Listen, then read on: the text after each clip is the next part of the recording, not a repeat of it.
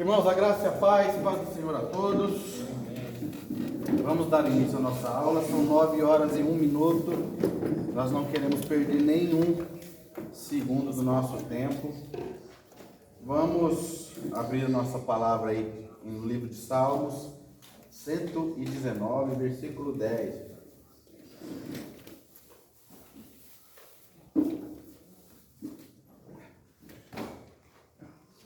Salmo 119, versículo de número 10.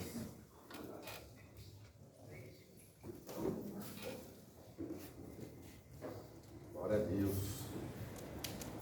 Achou? Diz amém. Glória a Deus. Diz assim, irmãos, ó. Salmo 119, 10. Diz assim, ó, de todo o coração te busquei. Não me deixes fugir aos teus mandamentos. A minha tradução diz assim, ó, guarda no coração as tuas palavras para não pecar contra ti. Outra palavra diz assim, escondo em meu coração as tuas palavras para não pecar contra ti. E eu prefiro mais essa tradução aí de escondo, né? Porque quando a gente fala escondi em meu coração as tuas palavras, ela nos conota carinho, cuidado, né? Então, gosto muito dessa tradução. Irmãos, essa palavra aqui, ela vai nos exortar a guardar em nosso coração a palavra de Deus, tá? Como nós falamos na última aula, teologia é estudar a palavra de Deus, né? Deus, logia, estudo, né? Então, teologia é estudar a Deus, né? Não nesse sentido literal, porque Deus não pode ser estudado no sentido de conhecido, tá? A gente só vai saber de Deus aquilo que Ele deseja nos revelar, né?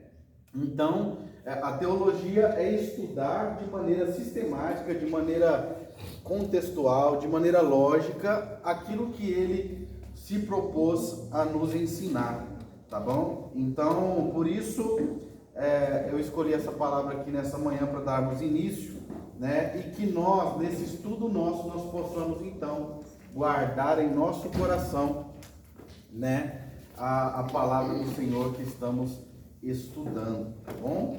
Feche seus olhos, eu vou pedir o irmão Marlon para fazer uma oração por nós. Se coloque de pé em reverência ao Senhor. Amém? Bom dia. Senhor Jesus, a Ti eu agradeço pela manhã de hoje, Senhor. Deus te adoramos. Eu peço, Senhor, Pai, todo presente nesse local, Senhor, que use o ministrante para a Sua palavra, para nos trazer ensinamento do céu, Senhor. Que não venha trazer somente aquilo que Ele sabe, mas que foi revelado ao Senhor, Papai, através dele, Senhor. Eu peço, Senhor, Pai, que abra nosso coração, assim como nossa mente, para ouvir e receber Seus ensinamentos, Papai. Podemos nós colocar em prática, Papai, esses ensinamentos, Papai, assim para poder ler e interpretar cada vez mais a Bíblia do Senhor, Papai. Te agradeço pela manhã de hoje, te agradeço pela vida de cada um aqui presente, Senhor. Guarde cada um, Papai, em Tuas mãos. Essa é a minha oração em nome do Senhor Jesus. Amém. Amém. Glória a Deus. Pode tomar o seu assento. Irmãos, a nossa primeira... nós trouxemos a apostila? Esqueceu a apostila? Uma cabeça que fez? Já entregou para as pessoas. Já entregou durante a semana. Tá Agora certo. as pessoas que iam de novo. Sim. Então, pega o arquivo que eu te enviei e envia no grupo. No grupo da turma. Aí tem que adicionar as pessoas que não estão, né? Tem que adicionar eles. Irmãos, a apostila, né, para quem está iniciando hoje, a gente vai imprimir essa semana, tá? A gente está imprimindo só a quantidade, porque lá em casa não está tendo onde guardar tanta apostila, né? Então, a gente está imprimindo e já entregando. Então, aqueles que... Vocês procuram para ver quem está sem, eu acho que vocês, né? Para mim ver certinho a quantidade que eu faço, aí amanhã eu já faço na terça e entrego. Beleza. Então, eu vou ir de maneira mais lenta, tá? Então, se os irmãos quiserem ir anotando aquilo que a gente for falando, tá? A nossa primeira aula é bibliologia, tá? O que é bibliologia? É estudar a Bíblia, tá? A gente está estudando nesse primeiro momento, os aspectos da Bíblia, né?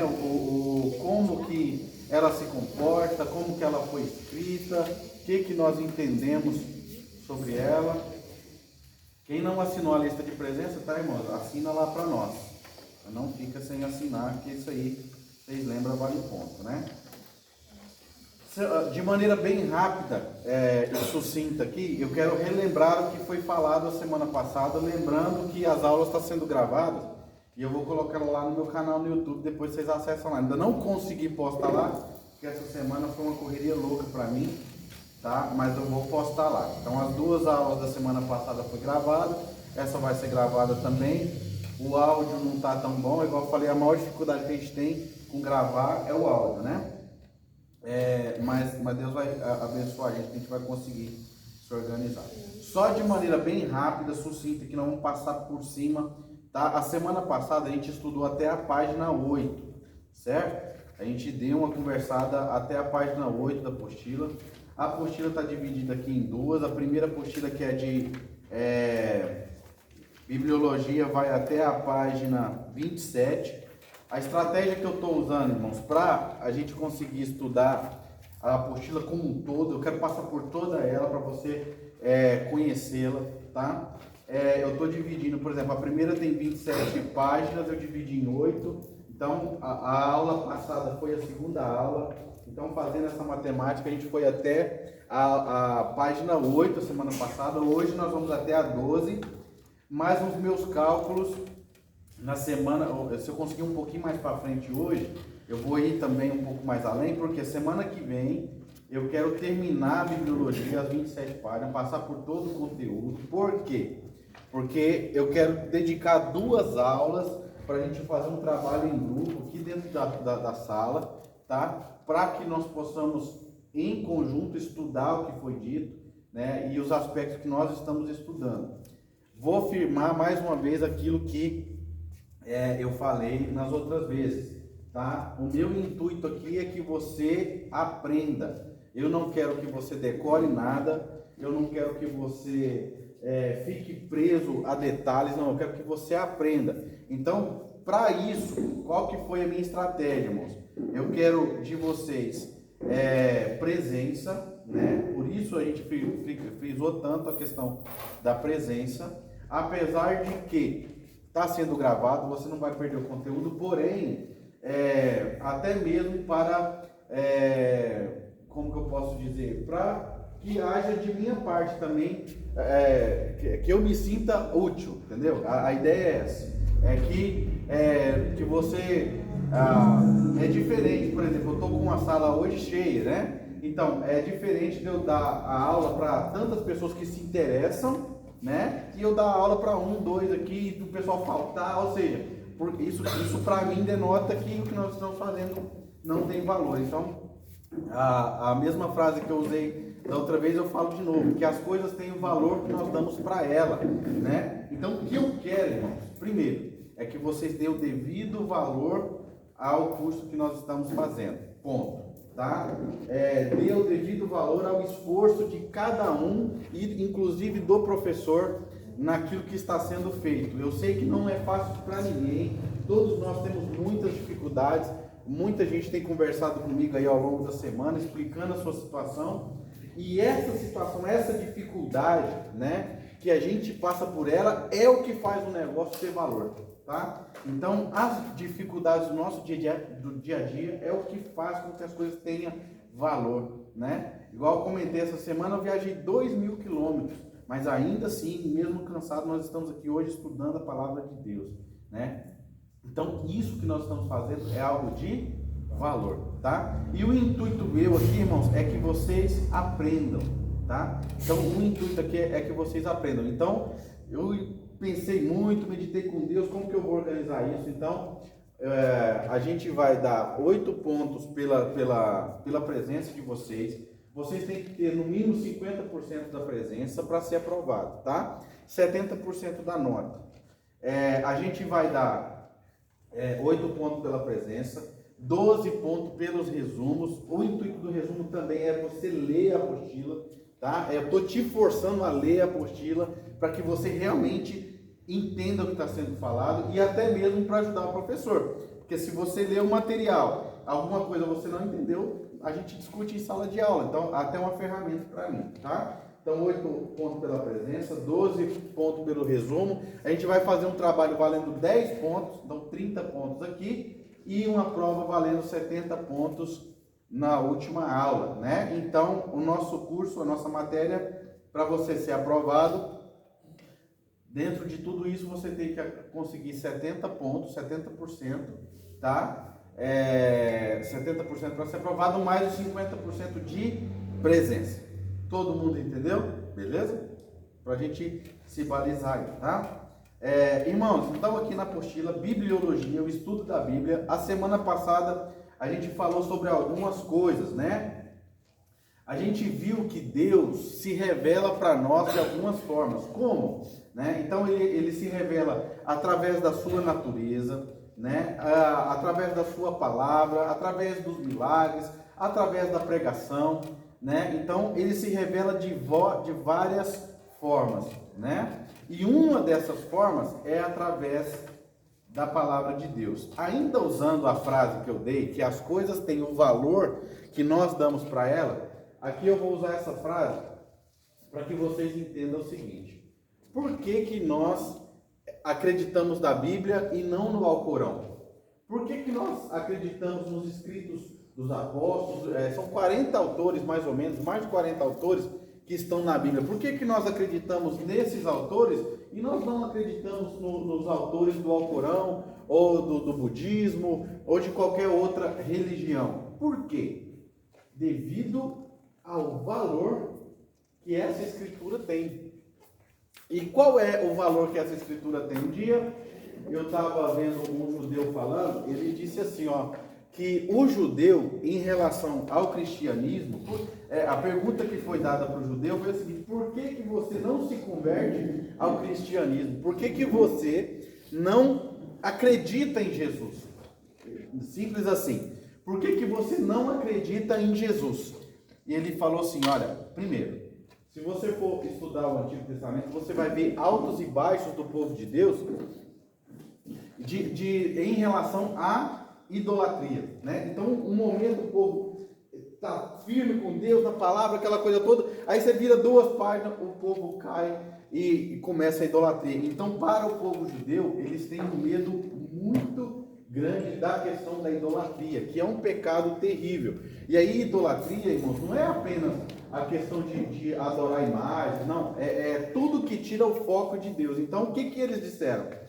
Olha, nós judeus, principalmente os ortodoxos, nós temos uma dificuldade muito grande em acreditar em Jesus. Por quê? Porque Jesus é Novo Testamento, entendeu? Para eles é um livro à parte. Então, o Novo Testamento para o judeu é um livro à parte. Para eles, eles entendem como um livro verdadeiro, tá? Eles entendem o Novo Testamento como um livro verdadeiro, porém, não é a palavra de Deus. Eles têm o Antigo Testamento como a palavra de Deus. Então, eles dão o devido valor à palavra de Deus. O que eu quero te dizer com isso? Os judeus, há mais de... Na verdade, o calendário deles estão 5.786 anos. Então, há mais de 5.000 anos, eles dão o valor à Escritura como palavra de Deus. Né? E agora nós temos 2.000 anos de pessoas que deram as suas vidas pelo Antigo e pelo Novo Testamento, falando de nós cristãos. E se quando nós formos estudar a história da igreja, você vai ver que a história da igreja, ela é terrível.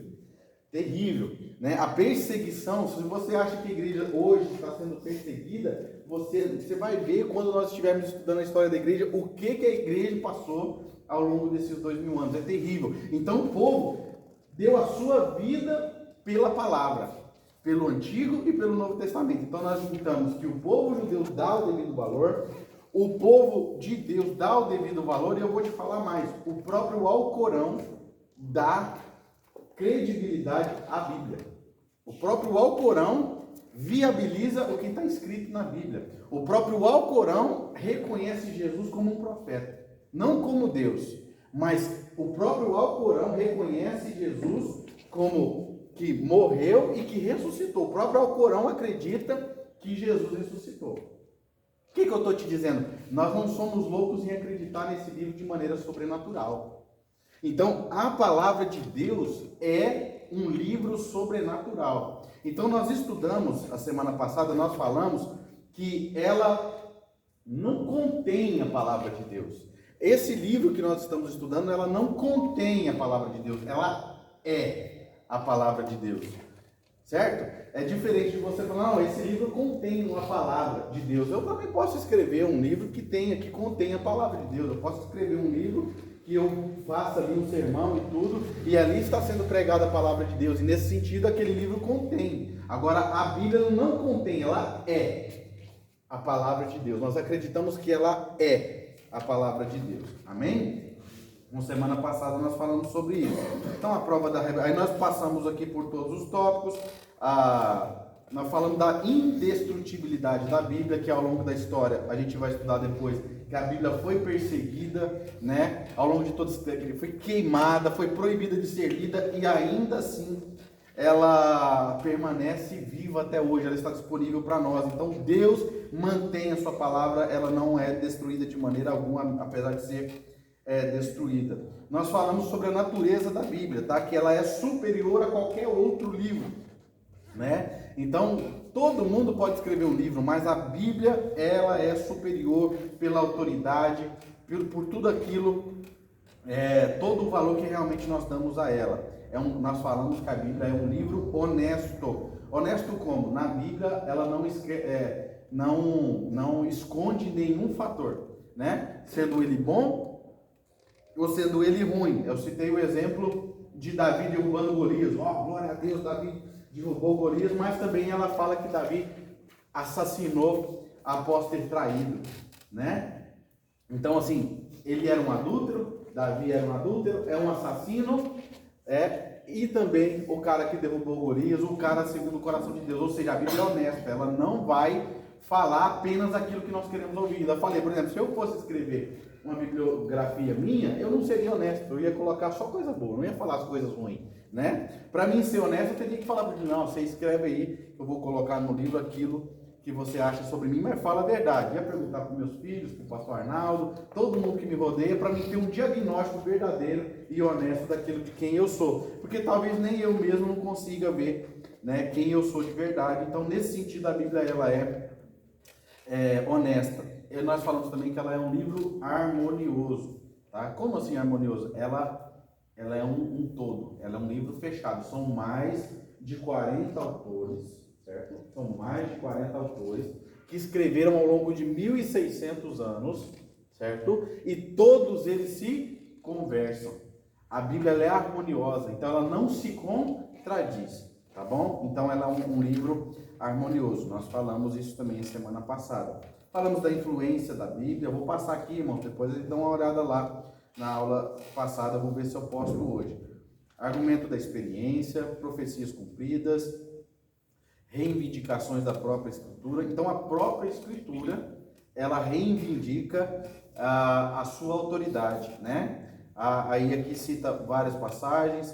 Por exemplo, quando a palavra diz assim diz o Senhor, ela está dizendo que ela disse, a palavra está dizendo que o próprio Deus está dizendo. Isso vai acontecer várias vezes. Então, assim diz o Senhor. E aí vem a frase na frente. Então, ou seja, ela está atribuindo a autoridade ao próprio Deus, né? A gente falou também como que Deus se revelou, aqui então na página 4, através da natureza, através da providência, né? Através da preservação da Bíblia, através dos milagres que acontecem até nos dias de hoje, nós contemplamos aqui na igreja. Irmão, se eu estiver falando rápido demais, vocês me param aí, se tiver dúvida, vocês me perguntam, tá? Eu só estou querendo chegar aqui onde nós estávamos, para não perder muito tempo. Comunicação direta, através... O que é comunicação direta? O próprio Deus fala com as pessoas, né? Então ele se revela dessa forma também, através da encarnação em Cristo Jesus e através de suas escrituras. Falamos sobre a questão da inspiração divina no momento que a palavra foi escrita, tá? Então quem escreveu a palavra de Deus? Então até nós falamos, ela tem uma dupla autoria, tá? Então, quem que escreveu a palavra de Deus? A gente falou que é 40 autores, mas a gente vai entender que ela tem dupla autoria, no sentido de que, primeiro autor é o próprio Deus, tá? Então ela tem autoria divina e autoria humana. E como se deu isso, irmão? Como que a gente entende que aconteceu essa história? A gente entende que mesmo sem saber o que estavam fazendo, ou o propósito que estavam fazendo, o próprio Deus impeliu essas pessoas a escreverem.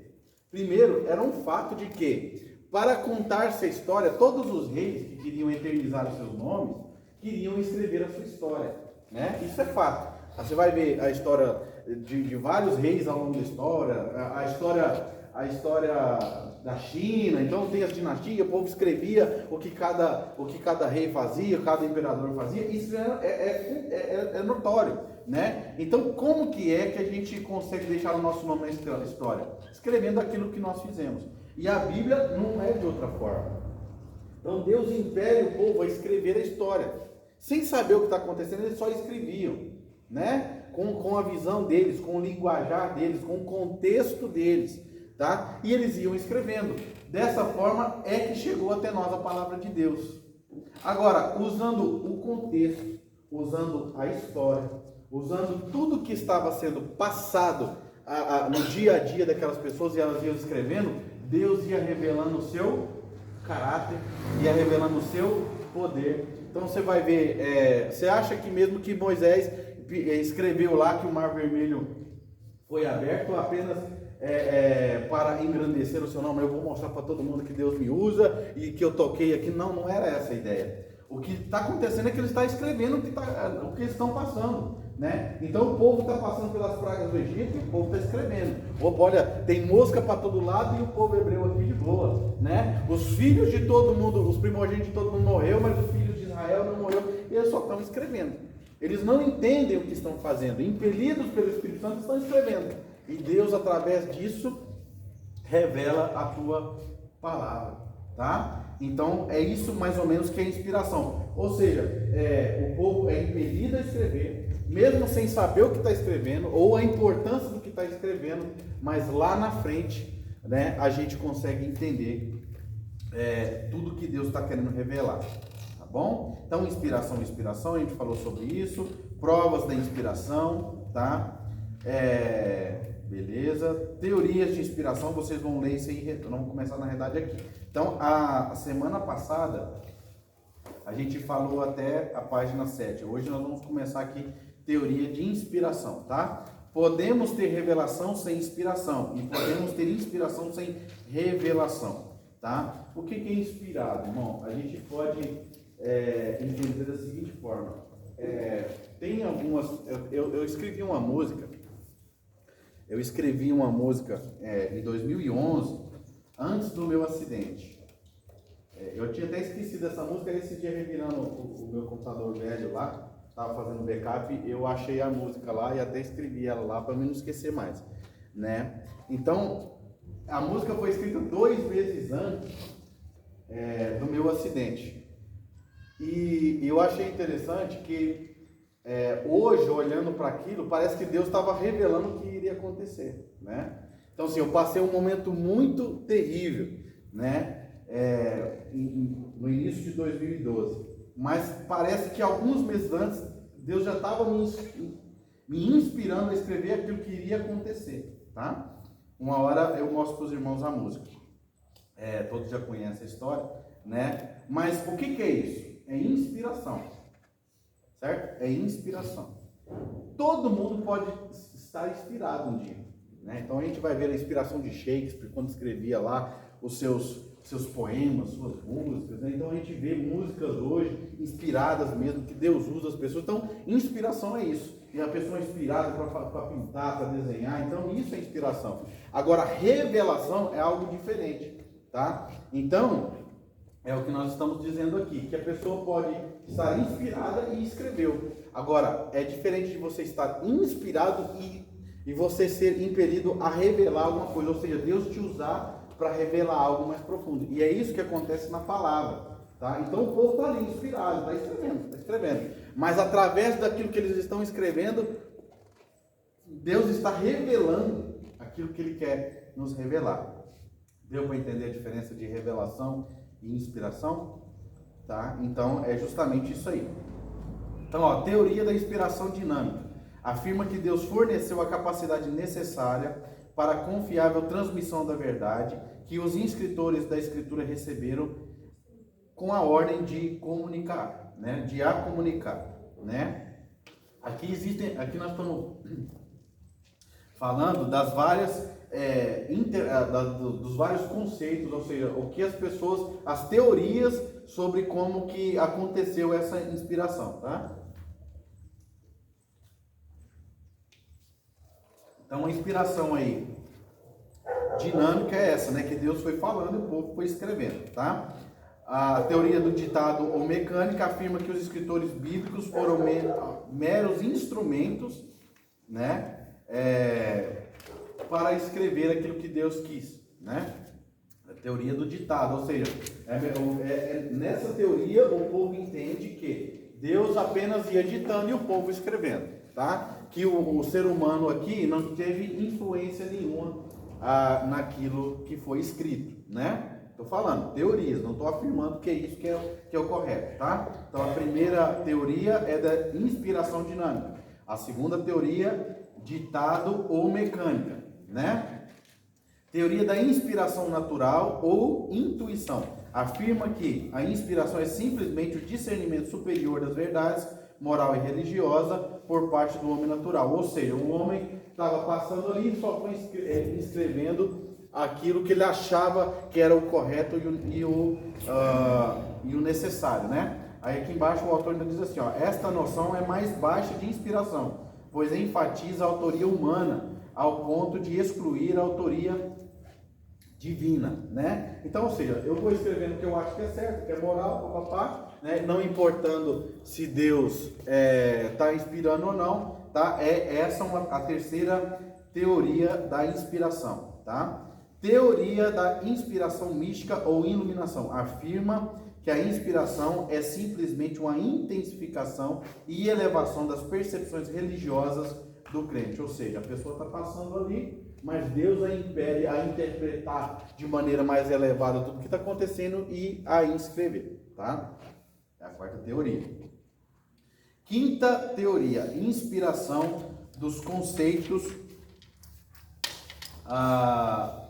e não das palavras. Essa teoria pressupõe pensamentos à parte das palavras, através da qual Deus teria transmitido a ideia, mas não deixou o autor humano livre para expressá-la com sua própria linguagem. Ou seja, Deus, nessa teoria, pressupõe-se que Deus enfiou a palavra goela abaixo, o cara não tinha escolha de escolher as palavras, e ele só foi escrevendo porque Deus estava mandando, tá? Quinta teoria.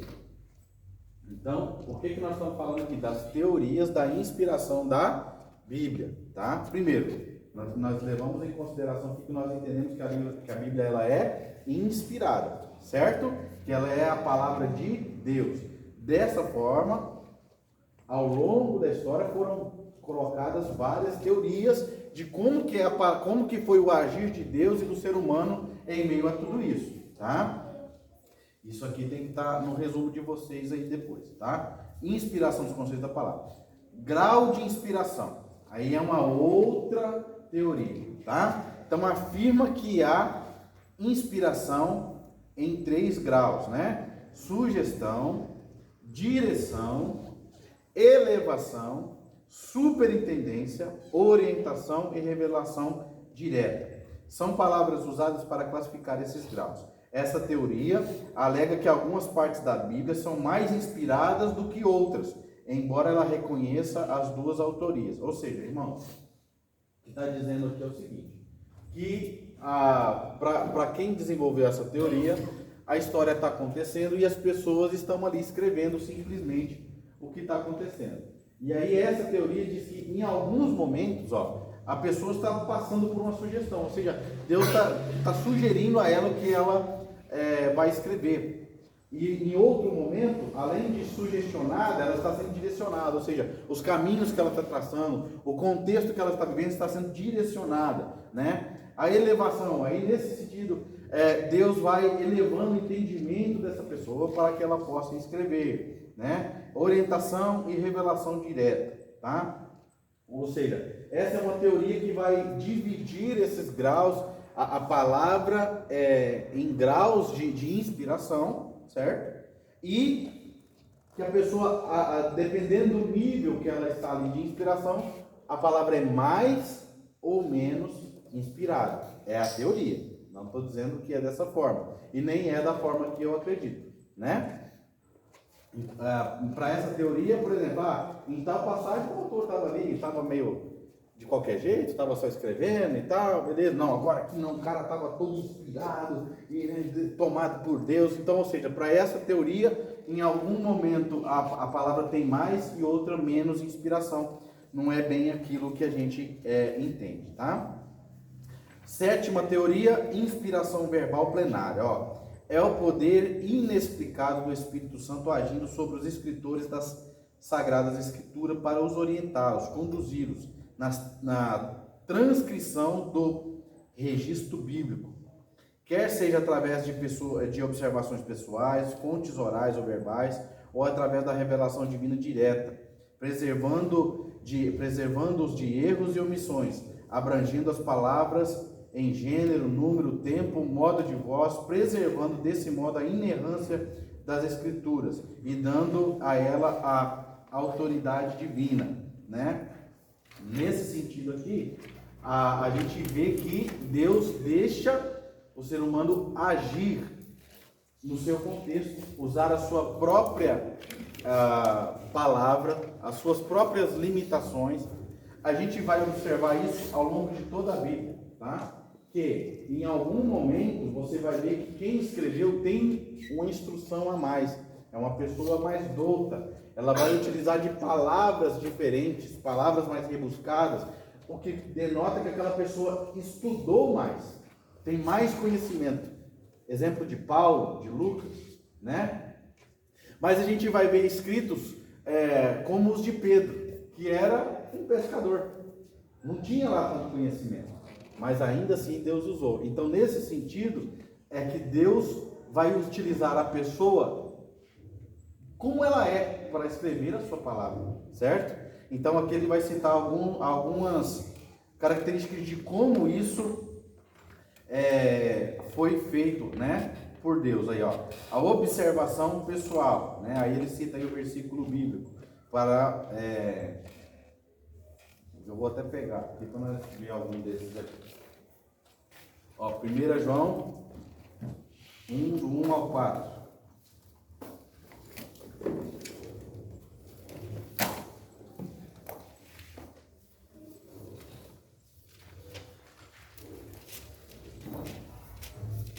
João, capítulo 1, do versículo 1 até o 4. Diz assim, ó: o que era desde o princípio, o que temos ouvido, o que temos visto com os nossos próprios olhos, o que contemplamos e as nossas mãos apalparam com respeito ao verbo da vida. E a vida se manifestou a nós e a temos visto, e dela damos testemunho, e vô-la anunciamos, a vida eterna a qual estava com o Pai e nos foi manifestada. O que temos visto e ouvido, anunciamos também a vós outros, para que vós igualmente mantenhais comunhão conosco. Ora, a nossa comunhão é com o Pai e com o seu Filho Jesus Cristo. Essas coisas, pois, escrevemos para que a nossa alegria seja completa. Tá vendo? Então, observação, fonte oral, fonte verbal, revelação divina direta. Então, os apóstolos escreveram também aquilo que o próprio Jesus falou para eles, certo?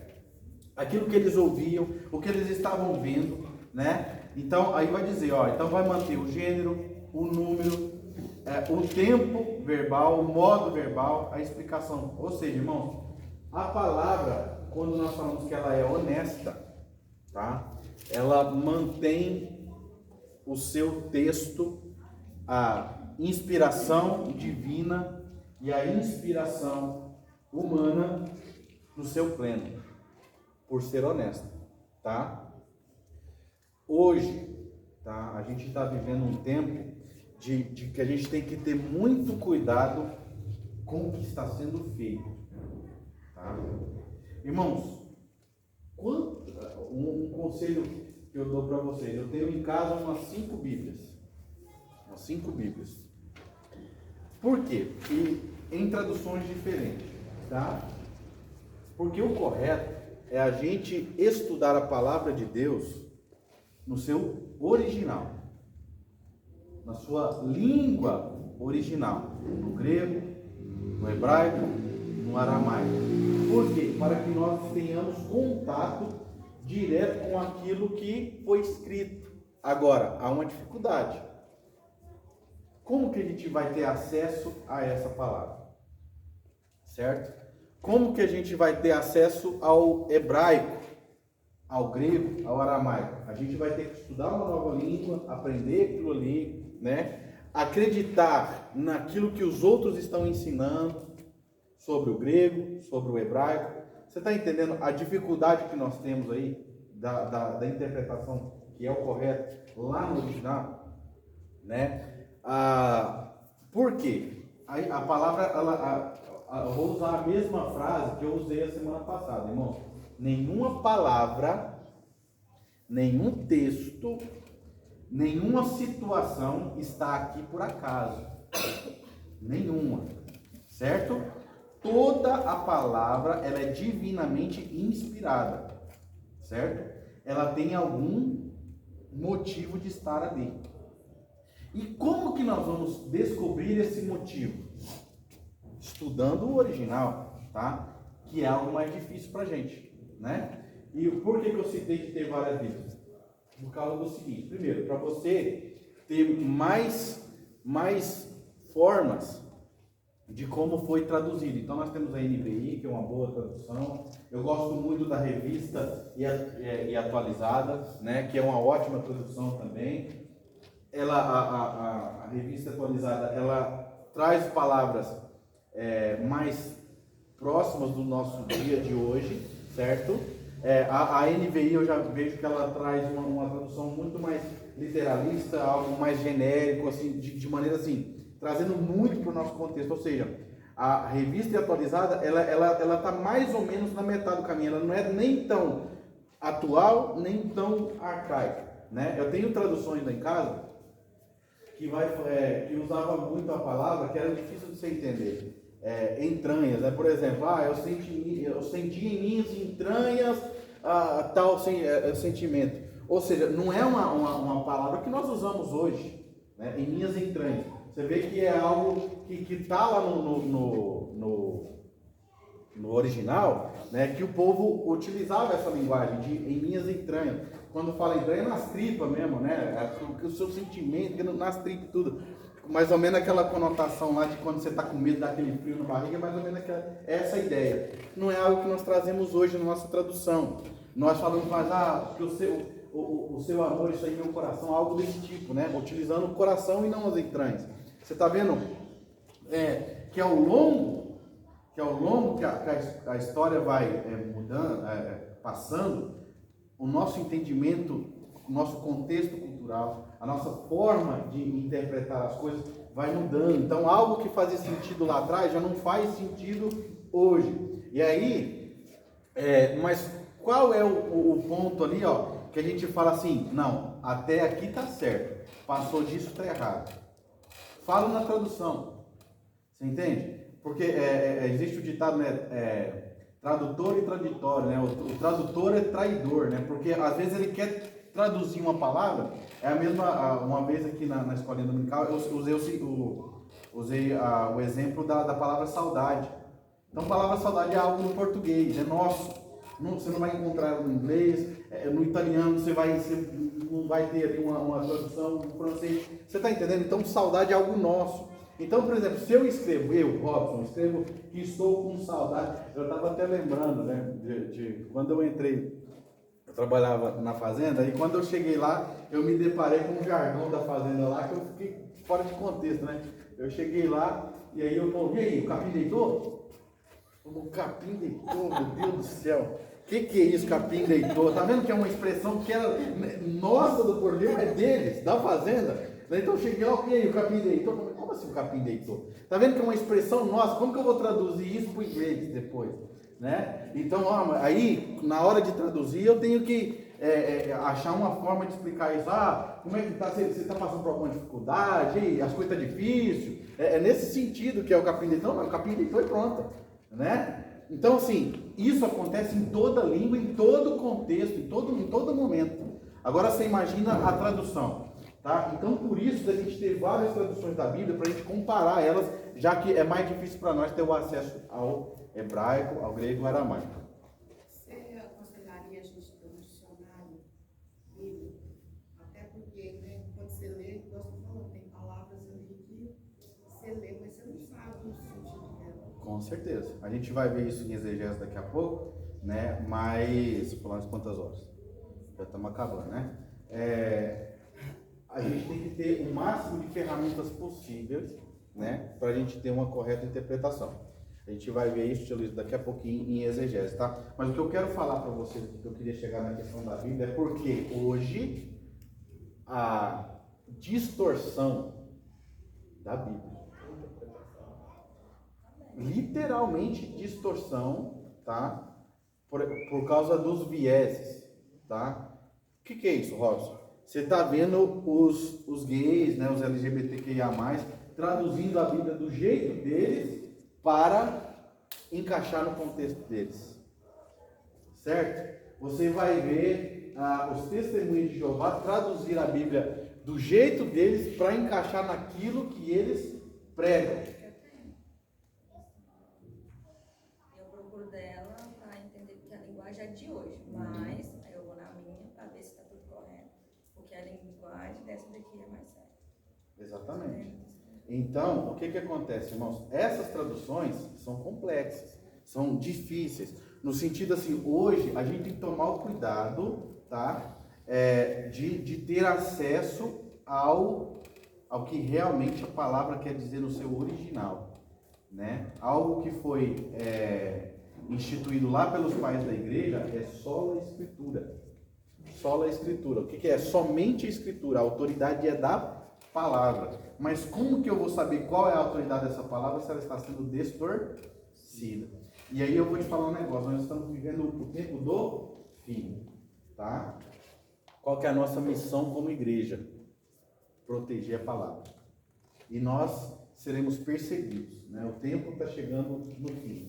Então, se você acha que a sua vida com Cristo vai facilitar, vai cada vez ficar mais fácil, não. A Bíblia fala o contrário.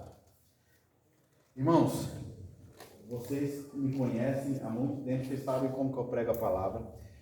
Eu sou contra a palavra que fica massageando o ego das pessoas.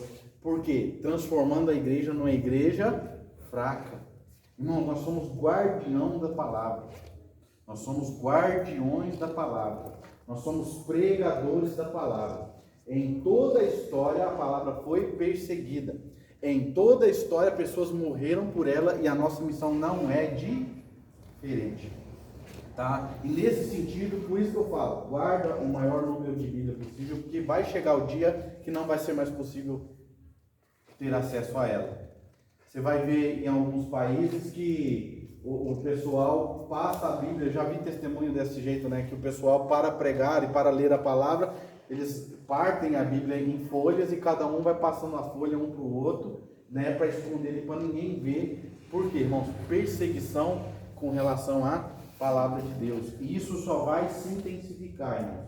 Então, por isso nós começamos com Salmo 119, né? Guardar em nosso coração, esconder em nosso coração a palavra de Deus, tá? Porque vai chegar um momento que nós teremos que dar a vida por ela, tá? Então aí na página 11, nós vamos até a página 12, ó. Iluminação, a influência ou ministério do Espírito Santo que capacita todos os que estão num relacionamento correto com Deus para entender as Escrituras, né? Beleza. a autoridade aí no capítulo 12, dizemos que a Bíblia é um livro que tem autoridade porque ela tem influência, prestígio e credibilidade, né? Por isso deve ser obedecida, porque procede de fonte infalível e autorizada. A autoridade está vinculada à inspiração, canonicidade, credibilidade, sem as quais a autoridade da Bíblia não seria estabelecida. O que nós estamos entendendo até aqui, irmãos? Por que nós acreditamos na Bíblia, tá? É aquilo que eu falei, ao longo de toda a história, essa Bíblia foi examinada, né? Foi estudada, foi sabatinada, né? E esse é um livro que realmente tem credibilidade e nós acreditamos nele, tá? Então, credibilidade, até na página 3, tá? Credibilidade ou veracidade. Um livro tem credibilidade se relatou veridicamente os assuntos com que aconteceram e como eles são, o quanto o seu texto atual concorda com o escrito original, tá bom? Então, por que nós acreditamos na Bíblia? Porque é o primeiro, honesto, harmonioso, né? Tudo aquilo que nós já falamos, né? E tantas pessoas já deram a sua vida por ele, tantas pessoas já sabatinaram e estudaram profundamente essa palavra, então não há o porquê a gente desconfiar ou descrer nessa palavra, certo? Então, irmãos, nós já estamos finalizando por aqui a nossa aula, até aí a página de número 13, tá? Vocês resumam no mínimo até ir para a próxima aula, lembrando que na próxima aula, semana que vem, a gente vai fechar, né? A gente está mais ou menos na metade, então semana que vem ainda vou correr um pouco mais para a gente fechar, porque depois a gente vai fazer um trabalho. E depois a prova. Para você, qual é mais aceitável? Para você, qual das teorias é mais aceitável? Bom, o que eu entendo, irmãos? É mesmo, eu queria chegar aí e vou perguntar, tá? Então a gente viu várias teorias. O que eu, Robson, entendo que seja como a Bíblia foi escrita, tá? Como que eu entendo que ela foi escrita? Irmãos, ao longo da história, as coisas vão acontecendo. Tem um atributo de Deus que, para o calvinista, como eu sou, é muito importante. Que é o quê? A soberania de Deus. Existe uma frase que não está na Bíblia, mas devia estar, ou não está porque Deus não quis, mas está no Alcorão. Fala assim, que nenhuma folha cai de uma árvore sem que seja a permissão de Deus. Tá? Isso não está na Bíblia. Não está na Bíblia. É tão falado que eu acho que não está na Bíblia, mas está no Alcorão. Mas o sentido aqui é que a soberania de Deus. Tá? Deus é soberano. Nada acontece sem a vontade de Deus. Partindo desse pressuposto, na história, irmãos, vai acontecendo as coisas. A nossa vida está sendo conduzida por Deus. Eu já parei para me perguntar, Deus, mas por que eu passei por um acidente tão terrível? Por que eu perdi a minha mãe naquele acidente? Por que eu fiquei 8 meses numa cadeira de roda? Por quê? Deus sabe. Lá na frente a gente entende. Hoje é um testemunho vivo, né? Então, Deus conduz a história. Primeiro ponto. Então, a soberania dele conduz a história. E nós estamos ali vivenciando essa história. Deus nos impede. E eu aconselho a todos nós, tá? A escrever o que vivemos, né? Isso é coisa de adolescente, né? Escrever o diário, aquelas coisas todas. Mas escrever é bom para a gente guardar as nossas memórias. Quem sabe lá na frente a gente vai dizer, nossa, cara, eu nem acredito, olha, eu passei por isso e hoje eu entendo. Então isso é o que acontecia, é o que aconteceu ao longo da história. As pessoas vivenciando a história sem ter um completo entendimento. Irmão, você está vendo o povo em frente à batalha lá, o povo de Israel lá, todo subjugado por causa de um gigante, Golias, todo mundo morrendo de medo. Quando é fé, chega um menino lá, ínfimo, sem força nenhuma, aquela coisa toda, e quer desafiar o gigante. Isso não tem lógica nenhuma. Lógica nenhuma. Você tem um exército enorme de pessoas paradas, com medo de um gigante, um menino vai enfrentar. Eu te pergunto, que lógica tem de que o capitão do exército, ou o rei Saul, ia deixar Davi lutar com o gigante em nome de todo aquele povo? Faz sentido nenhum. Não tem sentido nenhum. Você pensa assim, não, isso não existe. Mas você está vendo Deus conduzindo a história. E aí tem um cara ali olhando, nossa, mas será que vai acontecer? Será que o rei Saul vai deixar o Davi? Não, vou escrever isso aqui. Então, a história contada não é acreditável.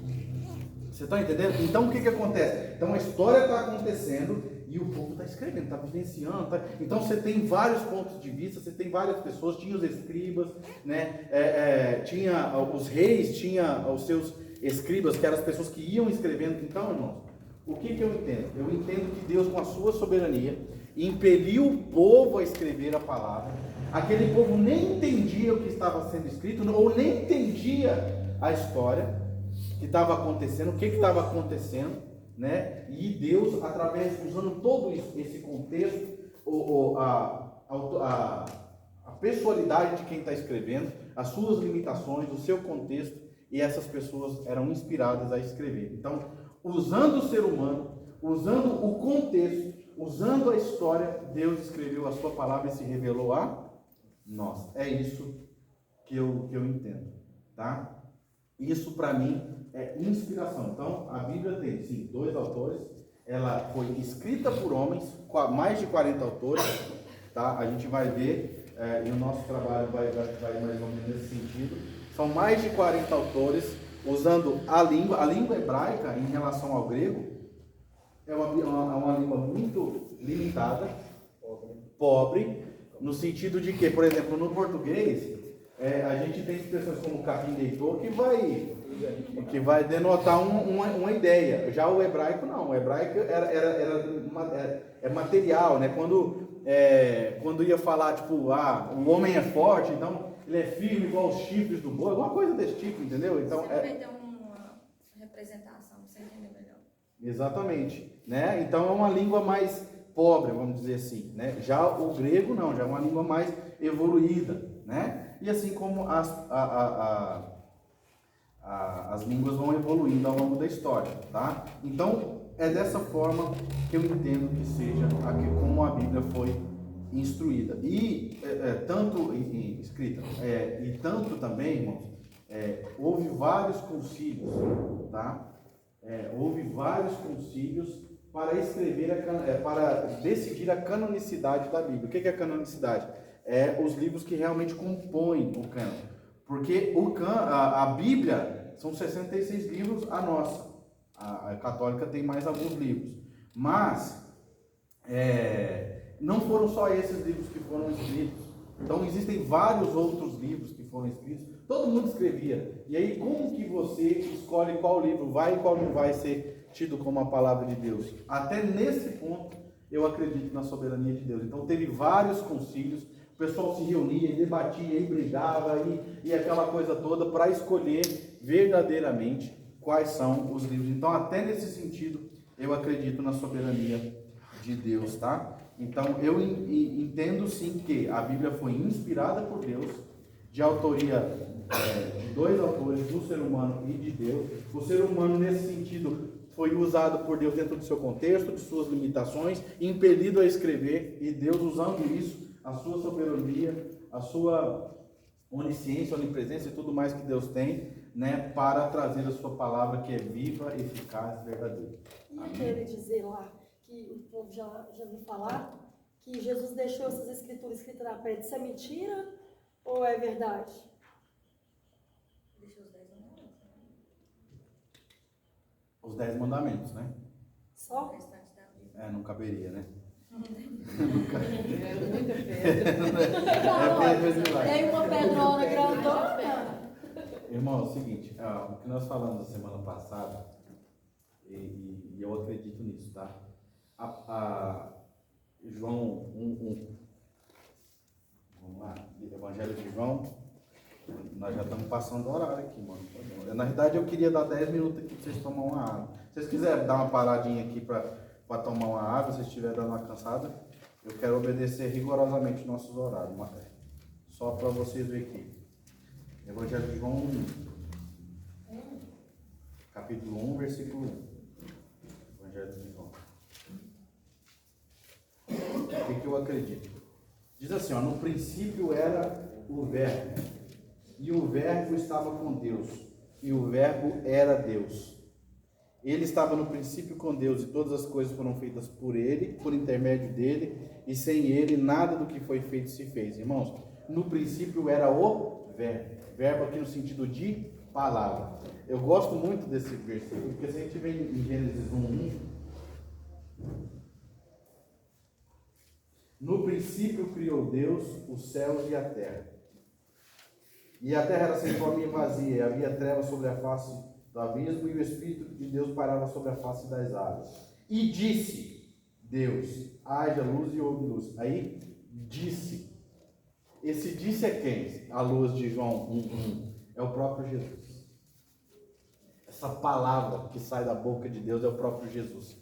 Para mim, essa palavra é o próprio Jesus. É a revelação daquilo que ele é.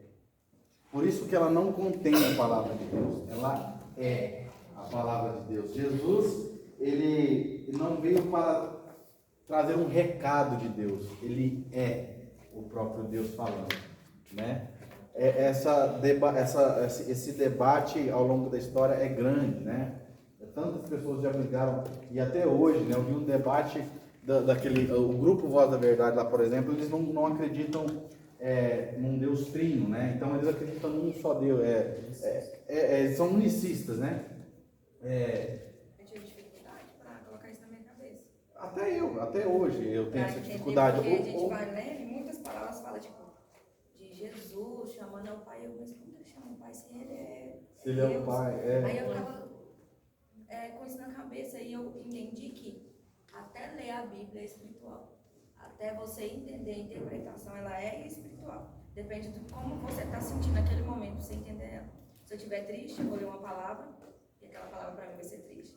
Se eu estiver alegre, eu vou ler uma palavra, a mesma palavra, ela vai estar mais alegre. E aí que está a questão da exegese, tá? A gente vai começar a ver isso agora na aula de exegese. O texto diz o que o texto tem que dizer. Isso, a gente certo? interpreta. Agora, a aplicação, ela muda. É o que a irmã está falando, né? Então, se eu estou triste, a aplicação da palavra para mim vai ser triste. Deus vai me impelir a interpretar de maneira mais triste. Mas a gente, como exegetas, como teólogos, a gente tem que ir a fundo naquilo que realmente Deus quer dizer. E aí sim, a aplicação, então quem prega a palavra aqui sabe disso. A gente vai escolher um texto, a gente vai interpretar o texto, vai tirar do texto tudo que o texto tem, mas na hora de aplicar, que é o quê? Trazer para as pessoas, beleza, eu preguei sobre as dracmas perdidas, sobre as ovelhas e o filho pródigo. E aí? De que isso serve para a igreja? Certo? Então, isso é a aplicação. Mas o que realmente Jesus quis dizer do texto? Né? Exatamente. Você perguntar cada pregação, o que você entendeu? Cada um entendeu uma coisa. Exatamente. Mas o texto tem uma verdade única sendo dita, porém, aplicada de maneiras diferentes, tá bom? Irmãos, 10 minutinhos para vocês tomar uma água, a gente já passa para a próxima matéria.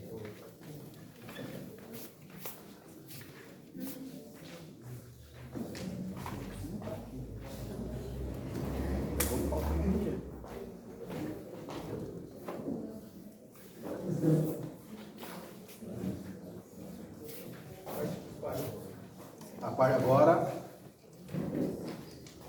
a segunda. Eu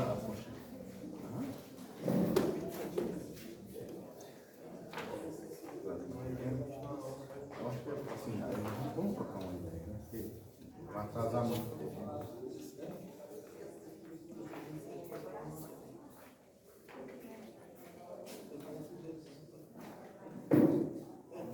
Amor, pode dar a volta, deixa você conhecer.